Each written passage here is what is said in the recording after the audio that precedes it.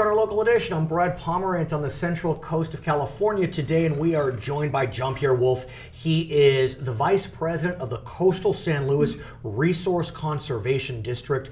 Of course, one resource we've been trying to conserve is water.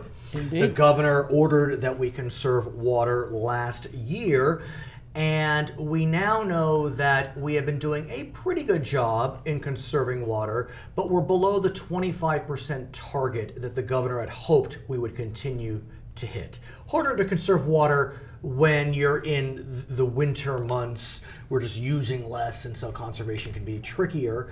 What do you make of where we are today in terms of water conservation? Well, I think the residential and communities has been a very good job done in conservation. Agriculture certainly has its fair share of efforts. And it's interesting you bring that up, sir, because as you know, with regard to the governor's mandates, the mandates only apply to us, I'll say, residential, commercial, did not apply to agriculture. Now, I don't want to get into a war between ag and the rest of us, but it is of note. Yes, but there's been, indirect conservation, for example, due to lack of water availability. There's been a lot of land that has been not planted last year, fallowed, in fact, several thousand acres. Because of also the cutbacks from surface water allocation. In fact, state water project. Right. In fact, last year in the Central Valley, the allocation in many areas were zero. Now, when we think about this year, though, it's been an interesting year in our state. Folks had anticipated that we would see significant rainstorms, including and especially in Southern California. Northern California was expected to miss the rain. The exact opposite happened. Exactly. Northern California got drenched, and Southern California got a pittance. How has that impacted the state overall? And, it's the El Nino effect. Well, the challenge certainly is that, yes, some of the reservoirs, particularly in Northern California, have recovered. That's an understatement. Oroville, Shasta, Folsom, right. They're above historical averages. Correct. Shasta and Folsom are releasing to avoid overflow, but then you talk about Southern California, Lake Paris and Castaic, they're below. Yeah, or you look at Cachuma Right. Lake. In this area. In this area, within Santa Barbara County, well, the projection is that by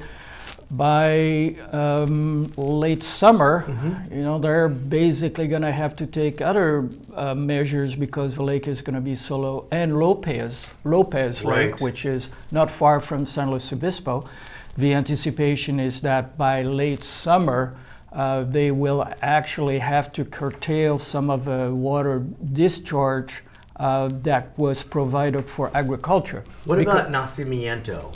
Nacimiento, likewise. Right. All our lakes from Central Coast to South Central Coast, have not gotten the proper recharge. But that's what makes this scenario so tricky, because in Northern California, they are crying, we don't need to continue to conserve. There are districts that are asking the state for rollbacks. Placer County is asking for a rollback. San Juan Water District in Sacramento, Nevada Irrigation, Marysville. They feel as if they have so much water they don't know what to do with it. And so they're asking to go from mandatory restrictions to voluntary restrictions. But how do you, we're one state. Well, the state water board, along with the Division of Water Resources, are going to look at not one size fits all. Last year, but they did last year. Last year, yes, because if you looked at the data, even La Shasta, etc., Right. it became a mud hole, so to speak. It was lunar.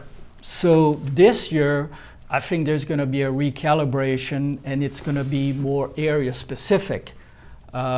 Based on the amount of water that is available in those areas. And what I'm wondering, and you've been here long enough, I remember the water wars of the 70s. I remember talk about splitting the state because of Correct. the water wars.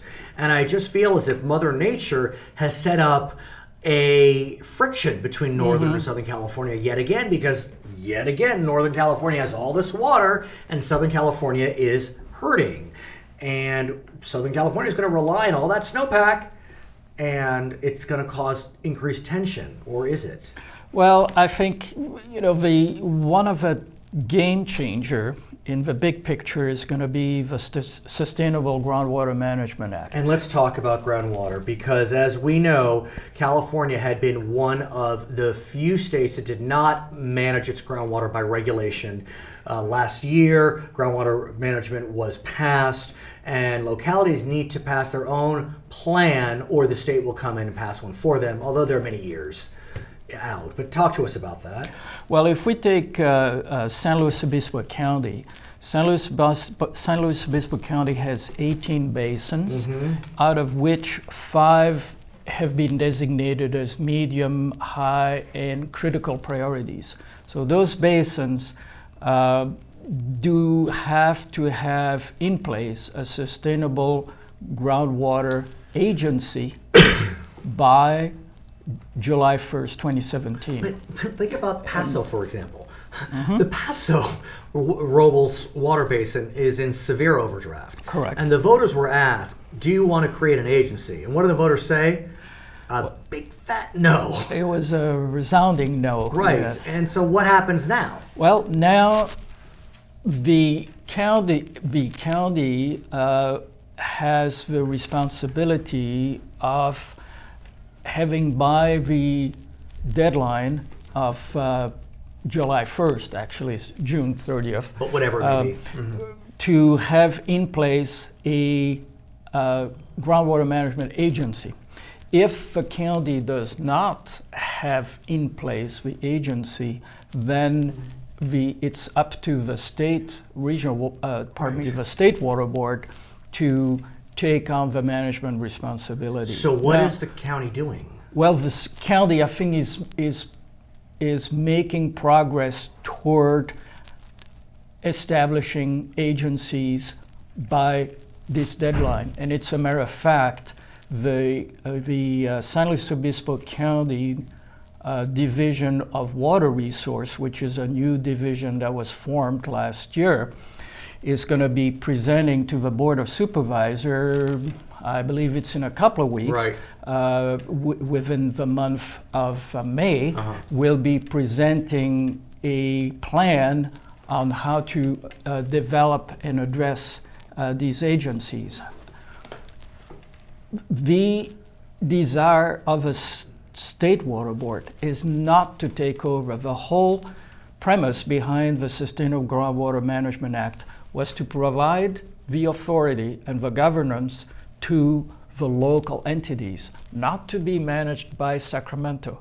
So the state really has no interest in taking over. It would be basically done in duress. But what will happen, for example, in Paso, where the voters said, we don't want an agency?